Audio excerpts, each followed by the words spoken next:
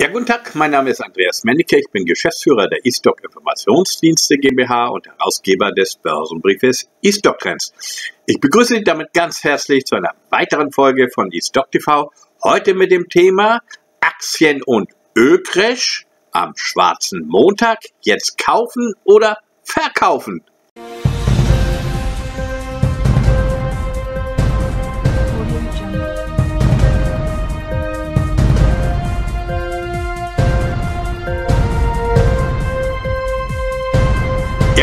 Mein Name ist nochmal Andreas Mennecke, bin Geschäftsführer der E-Stock Informationsdienste. Ich begrüße Sie nochmal ganz herzlich zu einer weiteren Folge von E-Stock TV, heute mit dem Thema Aktiencrash und Ölcrash am Schwarzen Montag, jetzt kaufen oder verkaufen. Das hat sich der Aktionär auch schon im letzten Jahr, in der letzten Woche gefragt.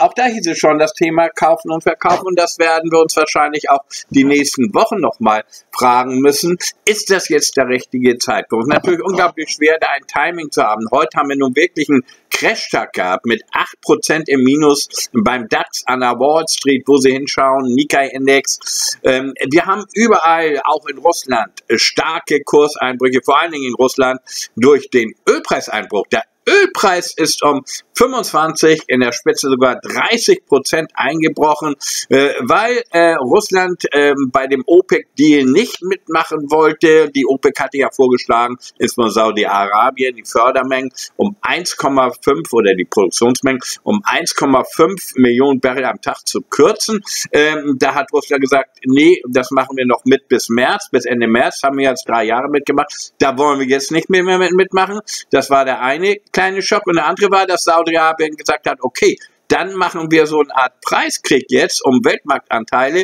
Dann erhöhen wir sogar selbst die Fördermengen im April auf 10 Millionen Barrel und senken die Preise in Asien insbesondere. Und das hat nun über Nacht, gewissermaßen übers Wochenende, zu diesem wahnsinnigen Ölpreisschock geführt. Es war der größte seit dem Golfkrieg 1991 mit einem derartigen Preisrutsch hat auch kaum einer rechnen können. Aber es ist natürlich auch der Coronavirus mittelbar schuld daran, denn durch den Coronavirus fühlte sich Saudi-Arabien genötigt und die reduzierten Importe aus China, die Fördermengen drastisch kürzen zu wollen. Nun, das ist jetzt nicht gelungen. Und was ist daraus geworden? Aufgrund des Coronavirus natürlich auch, dass wir jetzt noch mehr, insbesondere bei den Ölpreisen, eine schwere Rezession einpreisen, eine nachhaltig schwere Rezession. Ja, kommt die nun oder kommt die nicht? Wir werden sie sicherlich im ersten Quartal haben, aber kann sich die Konjunktur dann wieder in den Sommermonaten erholen, was wir auch viele glauben, wie Hellmeier sagt, jetzt ein Eldorado, ein Mekka für Anleger, jetzt kann man ja fast alles kaufen zu Billigpreisen, greifen Sie zu. Ja, wie gesagt, Maidorn, Förtsch und so haben das vor einer Woche, Herr Berneck auch, auf Schnäppchenjagd gehen. Wenn man das zu früh macht und dann nochmal 10-20% mit seiner Aktie verliert, dann wird man natürlich als Privatanleger ein bisschen zittrig und das kann durchaus nochmal passieren, weil es eben wenig kalkulierbar ist, wie schwer die wirtschaftlichen Folgen tatsächlich im ersten Quartal und im zweiten Quartal sein werden. Das hängt auch mit der Entwicklung des Coronavirus zusammen, wo es ja auch ganz unterschiedliche Prognosen gibt. Und das ist eigentlich das Wesentliche. Wird es eine Pandemie, die nicht so schnell in den Griff zu bekommen ist, wo wir möglich 1 Million Infizierte bis Mai haben, die dann auch nicht so schnell abebben. In China ebbt das ein bisschen ab, aber wir haben jetzt über 70 Länder, wo es wieder exponentiell ansteigen. Gucken Sie sich Italien an, gucken Sie sich Iran an und jetzt auch Deutschland mit über 1000 Infizierten, 2 Tote bisher nur. Also die Sterblichkeitsrate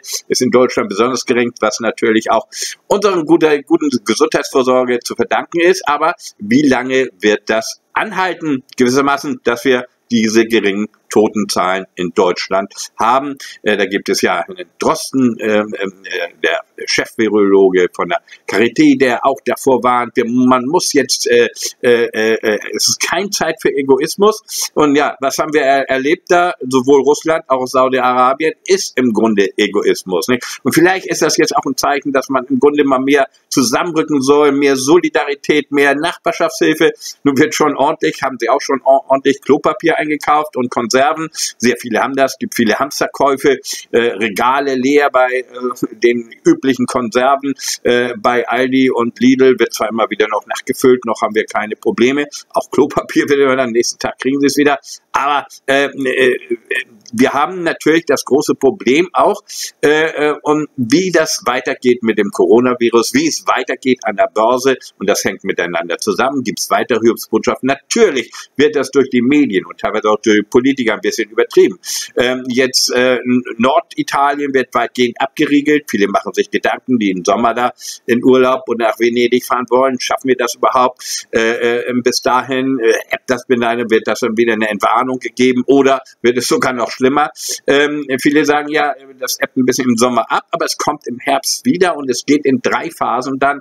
Ich werde gleich auch mal eine sehr wichtige Drucksache, die Sie unbedingt lesen sollen. Im 2013 gibt es ja schon eine Bundesdrucksache von der Regierung, wo dieser Coronavirus oder ein modifizierter SARS-Virus, was ja im Grunde der Coronavirus ist, also auch eine Lungenerkrankung gemassen durch ein Virus, der sich dann immer weiter infiziert, also der Virus selbst natürlich nicht, aber die Personen, die damit in Kontakt kommen, mit einer weiten Ausbreitung. Und das wurde genau beschrieben, wenn es moduliert wird, haben die sogar gesagt, dass wir in 3 Jahren 7,5 Millionen Tote haben in Deutschland.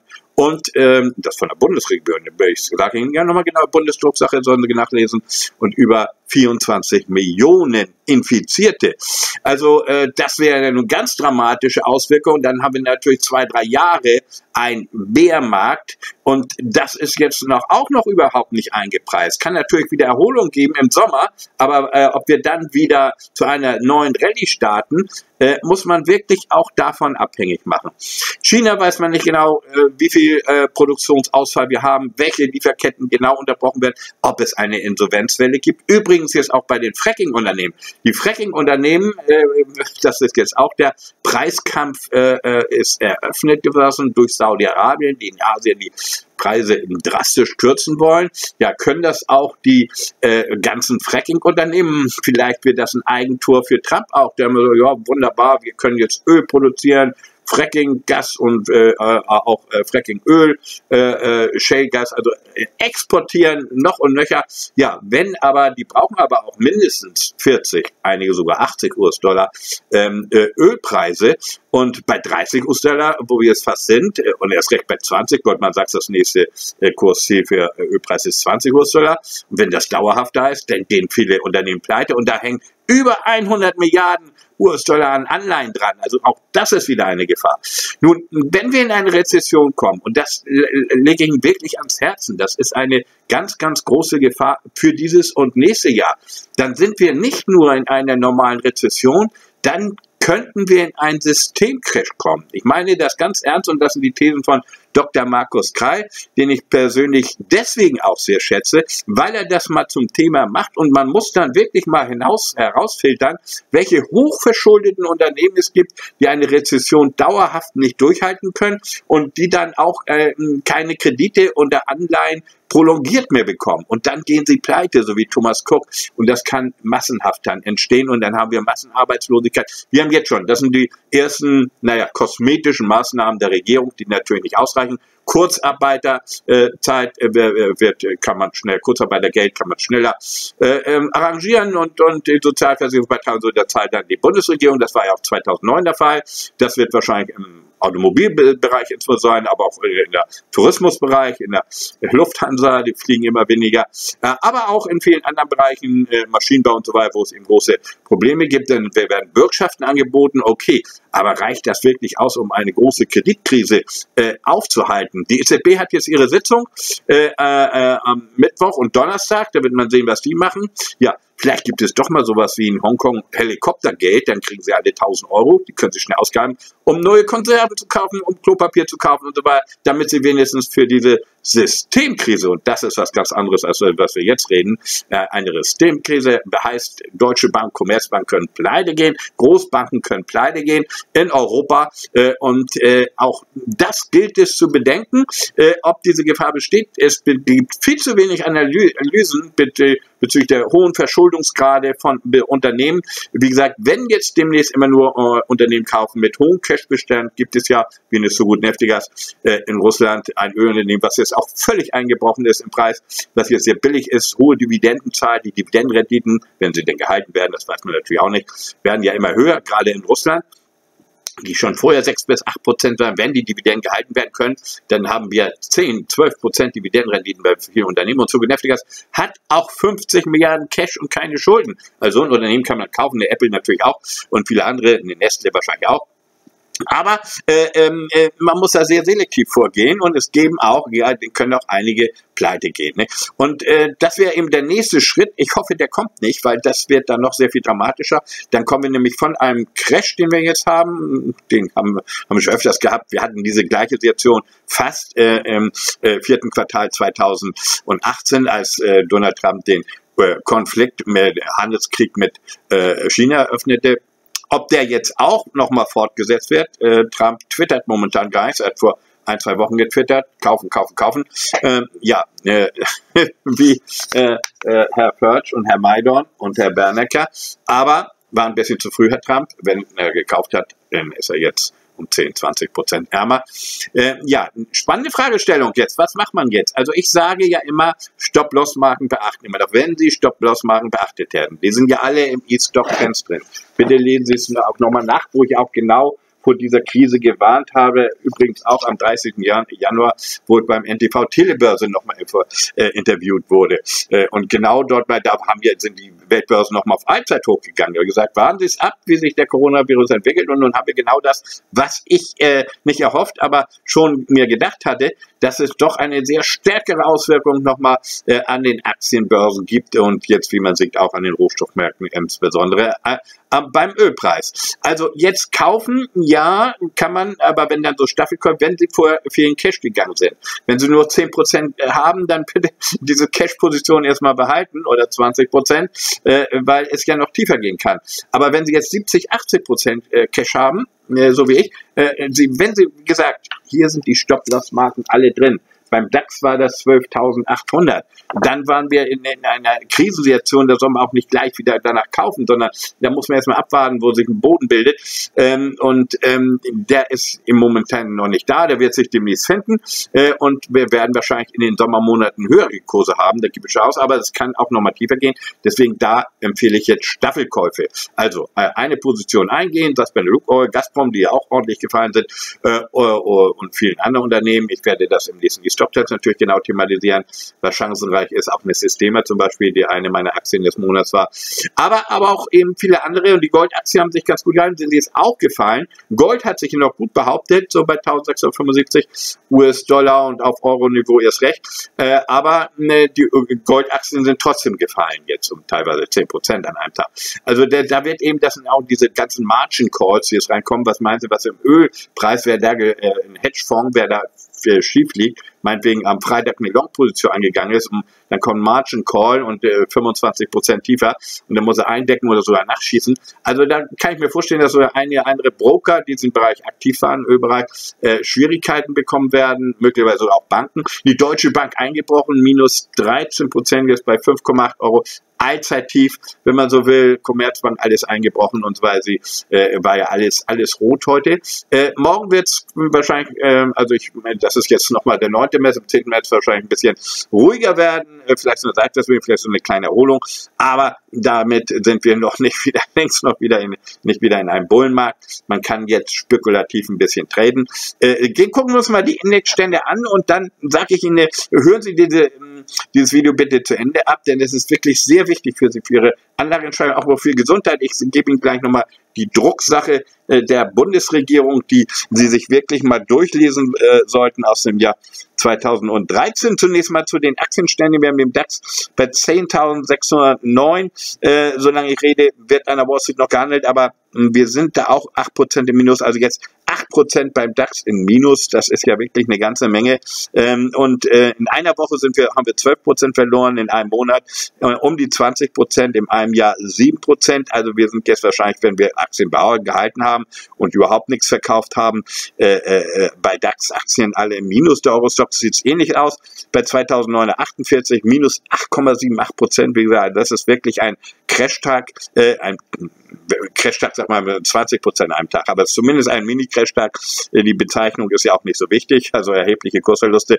11%, 11,8%, fast 12%, also wie beim DAX in einer Woche, 20%, 20,7%, also sogar mehr als beim DAX in einem Monat und 10,5% dann der Eurostoxx in einem Jahr verloren. Italien ist sehr dramatisch. Wir hatten ja schon vorhin eine Rezession. Italien sperrt jetzt auch die Skigebiete. Wir werden demnächst nicht nur in Italien, auch in Deutschland leere Fußballstadien haben. Hatten wir auch noch nie gehabt. Mehrere Fußballspiele, auch die Champions League jetzt, Paris Saint-Germain gegen Dortmund wird ohne Zuschauer stattfinden. Gehende Lehre und sowas will der Zuschauer natürlich, also der Fußballfan natürlich nicht. Und viele, also Sportveranstaltungen, generell Großveranstaltungen, hat ja Spahn gesagt, über 1000 Leute sollte man meiden. Ist eine Empfehlung noch, ist noch keine Anordnung. Das kommt erst bei einer Pandemie, das kann noch kommen übrigens. Und auch, dass Schulen geschlossen werden, Universitäten geschlossen werden, wie in Norditalien, könnte uns noch bevorstehen. Wir müssen sehen, wie es weitergeht. Also nochmal, das ist alles nicht ganz unbegründet, was da jetzt momentan eingepreist wird, obwohl viele sagen, das ist eine Übertreibung. Eine Übertreibung ist es dann, wenn wir keine nachhaltige Rezession bekommen, sondern nur ein Dämpfer im ersten Quartal, wo es dann im Sommer wieder aufwärts geht. Kann passieren. Auch darauf sollte man natürlich vorbereitet sein, mit Liquidität, die man jetzt hoffentlich hat.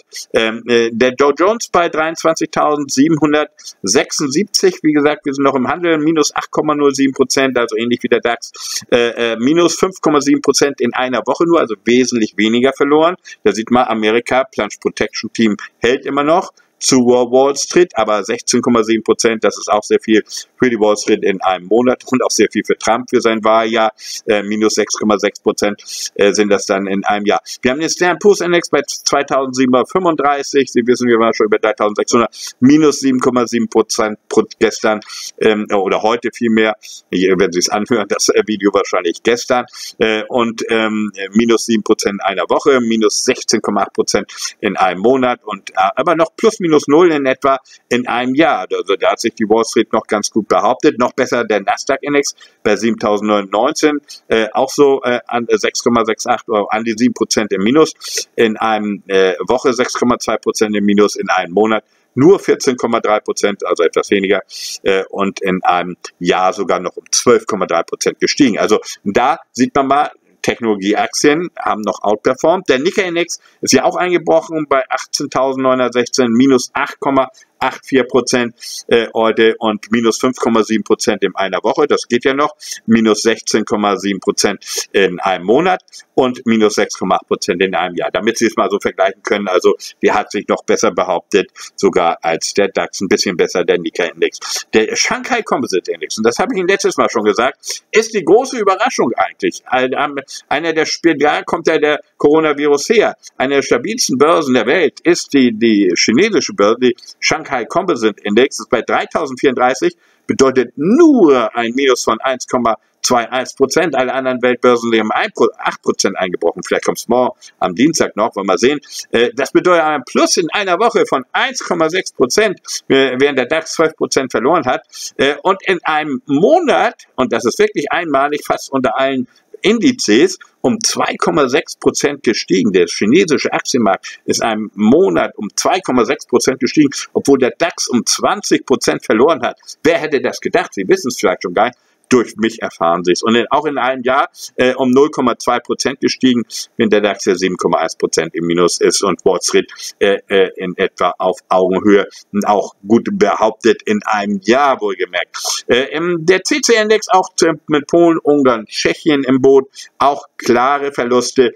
1337 minus 7,6%, also da konnte man auch kein Geld verdienen, in diesem seit Jahresbeginn um 16,83% gefallen, also doch recht dramatisch. Der russische Aktienmarkt ist heute gerade durch den Ölpreisverfahren und auch durch den schwachen Rubel richtig eingebrochen. Der RTS-Index auf US-Dollar-Basis ist heute um 4,98% gefallen. Das geht noch auf 1257, aber 13% in einer Woche und 29,7% in einem Monat gefallen. In einem Jahr aber noch um 6,9% gestiegen, also ebenso wie der Nasdaq in einem Jahr, der russische Aktienmarkt. Aber der hatte schon mal 40% plus gehabt. Der RDX-Index, das ist ein Kunstprodukt der Wiener Börse, wo es auch Indexzertifikate drauf gibt, ist bei 2299, ist um 18,36% gefallen, an einem Tag wohlgemerkt, und damit seit Jahresbeginn um 21,77%, also auch die schönen Gewinne des Vorjahres fast wieder weg. Und der RTX-Index bei 2000, da sind mehr die Originalaktien sind, die sind nur um 6,36% gefallen, aber an einem Jahr, also seit Jahresbeginn auch um 22%. Wir haben über 20% Kursverluste und damit also in etwa das, was wir beim DAX auch haben. In einem Monat haben wir ja auch da schon 20% Kursverluste. Aber der MISEX-Index auf Rubelbasis, wir haben also starke Rubelverluste, heute wieder ein Grad Rubelcrash, unnötigerweise eigentlich, wie der Ölpreis eingebrochen, aber das halte ich für übertrieben. Die Moskauer Börse selbst ist bei 2097, der MISEX-Index wird ja auf Rubelbasis gehandelt, ist nur minus 3,48% heute, in einem Monat nur minus 9,3% und in einer Woche 9,3%, in einem Monat 13,5%. In einem Jahr sogar um 10,3% noch gestiegen. Also nochmal, da haben wir neben den Kursverlusten, die eigentlich noch relativ moderat sind an der Moskauer Börse, zusätzlich hohe Währungsverluste, und die muss man natürlich auch immer einkalkulieren. Denn der Euro zum Rubel ist von 74, vorher sogar war unter 70, 69, auf 85,33 gestiegen, also der Euro zum Rubel, und damit um 10% fast an einem Tag, 15% in einer Woche und 22% in einem Monat. Wir haben also starke Rubelverluste in einem Monat. Euro in US-Dollar ist bei 1,14, also wir haben relativ schwächen US-Dollar sogar, stärkeren Euro. Und was man auch für viele eine Überraschung ist, nicht nur, dass China mit die beste Börse der Welt ist, sondern auch, dass der Bitcoin weitergefallen ist, wo viele sagen, ja, da ebenso wie Gold müsste das ein sicherer Hafen sein. Nein, der ist auch schon richtig eingebrochen, bei 6.757 Euro jetzt, minus 4,56%. Das sind aber normale Tagesschwankungen des Bitcoins, das wissen Sie, sind etwa 7% in einer Woche verloren, aber 25% in einem Monat, das ist schon ganz heftig, aber noch um 98% gestiegen in einem Jahr. Und wenn der Bitcoin noch ein bisschen fällt, dann kaufe ich da so ein bisschen wieder Bitcoin, weil ich glaube, der wird sich im Laufe des Jahres auch wiederholen und deutlich mehr als die Aktienmärkte. Der Brennölpreis, wie gesagt, bei 34,39, minus 24,42%. Wie gesagt, das ist, glaube ich, fast einmalig in der Nachkriegszeit mit Ausnahme des Golfkriegs. Minus 12,8% in einer Woche, minus 15% in einem Monat und minus 32% in einem Jahr. Spricht eine deutliche Sprache. Dadurch sind Ölaktien natürlich unisono eingebrochen, sei es eine Royal Dutch, was auch immer, Exxon, Total und natürlich auch die russischen Lukoil, Rosneft und so weiter. Alle eingebrochen, verständlich, wenn der Ölpreis um 24% einbricht. Aber ich glaube, dafür kann man schon ein paar Schnäppchenkurse versuchen jetzt auf diesem Niveau, aber auch nochmal verbilligen. Das kann durchaus nochmal tiefer gehen.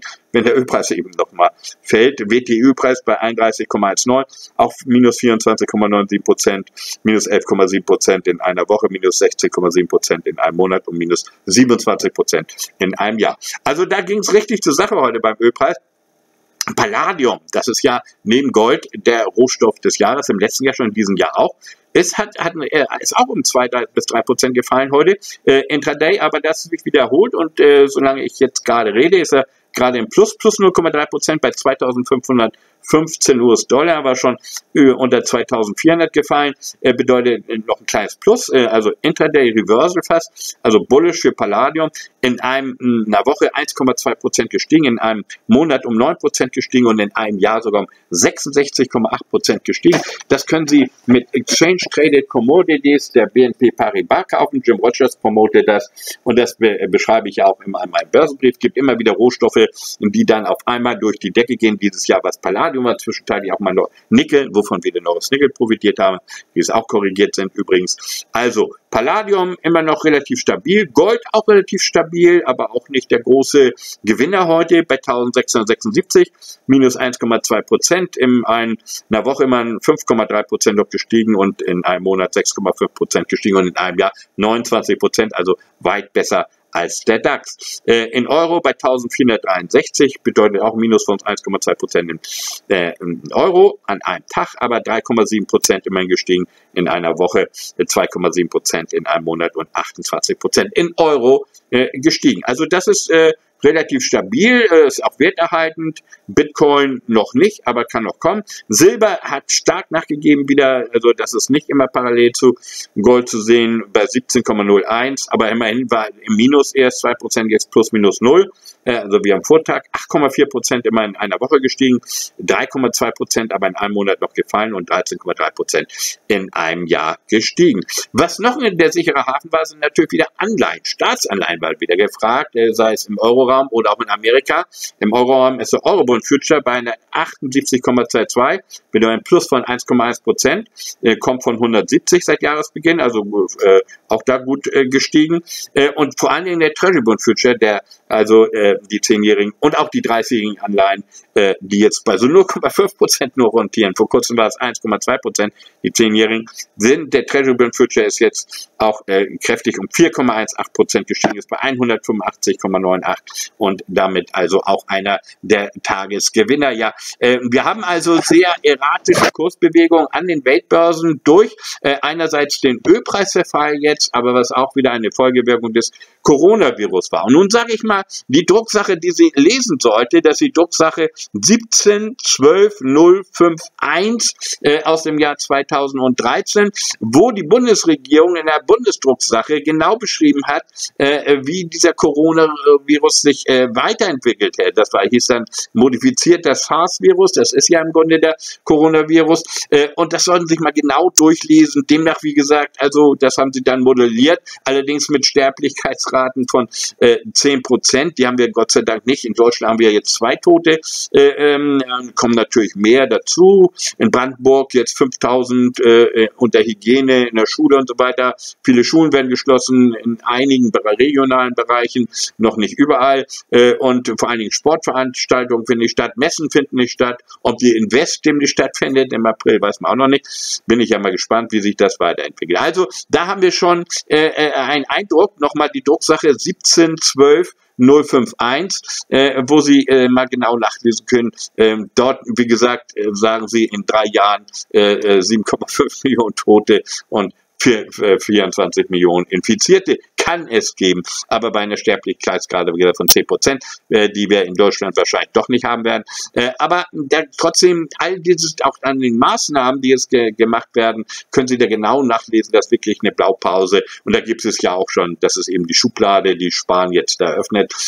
Und da kommt auch für die nächste Stufe natürlich, jetzt sind das nur Empfehlungen, natürlich Maßnahmen auch, also Verbote auch. Möglicherweise, dass man gleich mal rausgehen darf, wie es in Norditalien ja schon der Fall war, wo also ganze Regionen abgeriegelt werden.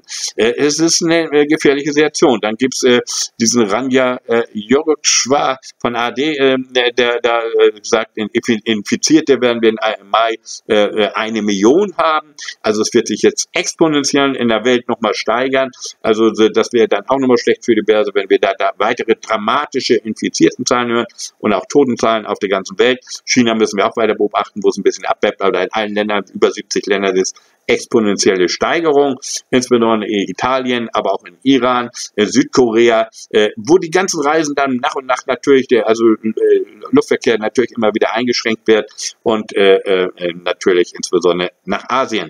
Der Drosten, also der Chef, Virologe der Charité, warnt und warnt jeden Tag. Da gibt es übrigens sehr gute, sachdienliche Interviews unter YouTube, die sich mal anschauen sollten.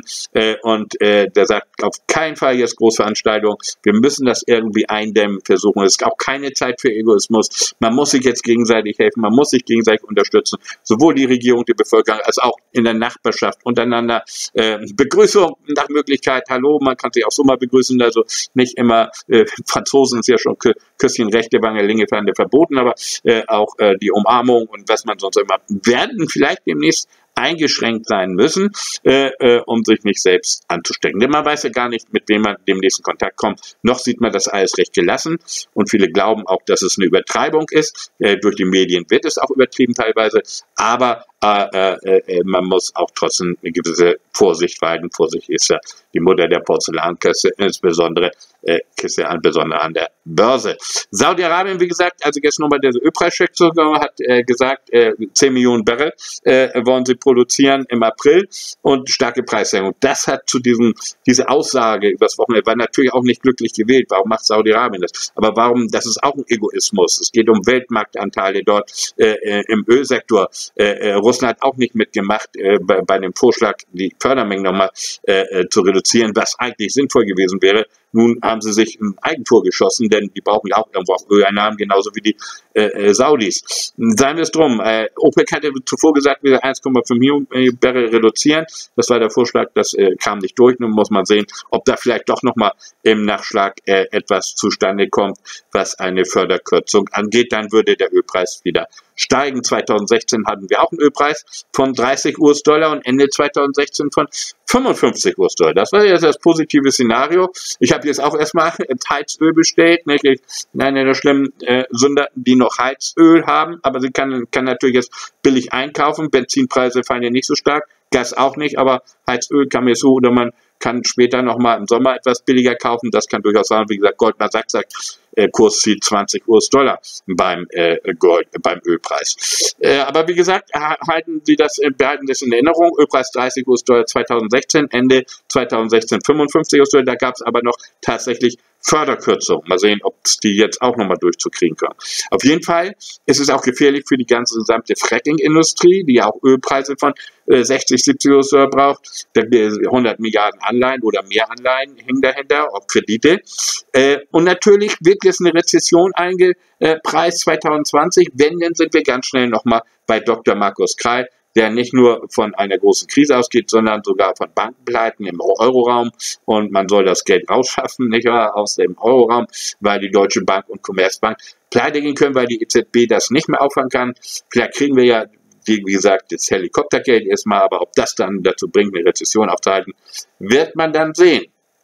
Wir wissen es, wie gesagt, jetzt noch nicht. Im März haben wir wichtige weitere Ereignisse, jetzt die Flüchtlingsproblematik natürlich. Es wird zurückgehen mit Erdogan.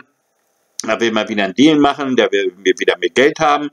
Aber auch der Türkei-Syrien-Konflikt ist ja noch nicht ganz ausgestanden. Da muss ich Putin und Erdogan haben sich auf den Waffenstillstand geeinigt, aber wird auch eingehalten, ebenso Ukraine, Russland. Da kommen jetzt nochmal die wichtigen Normandie-Gespräche im März. Eigentlich auch sehr wichtig, wenn es zu einer Befriedung kommt, sollten Sie, und das werde ich ein Special machen, in meinem nächsten die Stocktrends, 3 Ausgaben zur Probe kosten ja nur 15 €, werde ich auch die Ukraine mal thematisieren und Kasachstan und so weiter. Das ist sehr interessant, dass man da neue Chancen auch wieder hat, wenn sich die Gesamtsituation beruhigt und der ukrainische Markt hat auch nur bisher 5% verloren. Da geht auch nicht, da ist vorher nicht viele reingegangen, könnte auch nicht viele rausgehen. Dann haben wir die Notenbank-Sitzung, EZB am Donnerstag, bin ich mal auch gespannt, was Lagarde sich da einfallen lässt, wahrscheinlich gar nichts. Bei der FED wird eine Zinssenkung erwartet. Ja, soll man nun nochmal, um das Thema aufzunehmen, kaufen, alles verkaufen oder jetzt kaufen, wie der Aktionär das beschreibt? Das ist die große Fragestellung. Bei mir ist es so, dass ich überwiegend Liquidität bin momentan. Freie Auswahl, aber ich gehe noch nicht in die Vollen. Ich mache jetzt nach und nach so ein paar selektive Käufe. Aber ich gehe noch nicht in die Vollen und ich würde Ihnen trotzdem raten, auch wenn Sie es vorher verpasst haben, weiterhin Stop-Loss-Marken zu setzen, wo die nächsten Chartgrenzen sind. Auch das können Sie genau im E-Stock-Trends lesen. Die Charttechnik ist jetzt genauso wichtig wie die fundamentale Situation, die ohnehin nicht richtig einzuschätzen ist. Und wenn sind Sie am russischen Aktienmarkt. Wenn Sie auf Schnäppchenmarkt gehen wollen, gehen Sie ruhig mal in den russischen Aktienmarkt, der jetzt hier völlig eingebrochen war, der aber hohe Dividendenrendite hat und ohnehin fundamentale Unterbewertung. Wir haben so wahrscheinlich geringere Gewinne, gerade bei den Gazprom so, die haben sowieso Probleme jetzt im Januar, aber weniger Gewinne, aber trotzdem perspektivisch immer noch Potenzial, wenn der Ölpreis nicht, der Gaspreis nicht völlig einbricht. Und viele andere interessante Aktien gibt es im Konsumdruck, auch eine Yandex als IT-Aktie. Es gibt aber auch die Aeroflot, ist nicht ganz von vielen kein Fall, weil Lufthansa ist eingebrochen und so weiter. Lufthansa übrigens, müssen wir auch mal gucken, unter 10 Euro. Die macht immer seit 10 Jahren solche von 10 auf, und dann können sie 200% manchmal machen bei Lufthansa.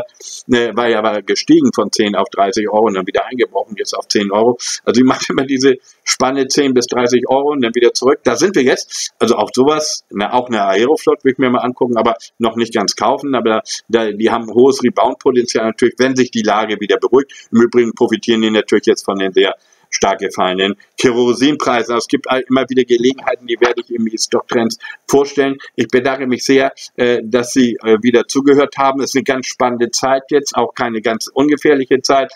Was ich Ihnen am meisten wünsche, ist natürlich Gesundheit. Nicht zu viel Umarmung, freuen Sie sich auch so mal, wenn Ihr Freund oder Freundin da ist. Und vor allen Dingen bleiben Sie gesund, wie gesagt. Bleiben Sie auch der Aktienbörse treu. Es wird immer wieder Chancen geben. Ich bedanke mich sehr, wenn Sie zugehört haben. Empfehlen Sie es gerne weiter oder machen Sie Daumen hoch, liken Sie es, wenn Sie mögen, oder teilen Sie es in Ihrem Netzwerk. Wir hören uns wieder demnächst bei der nächsten Corona-Update-Krise. Vielen Dank auf Wiedersehen, bis zur nächsten Aktualisierung.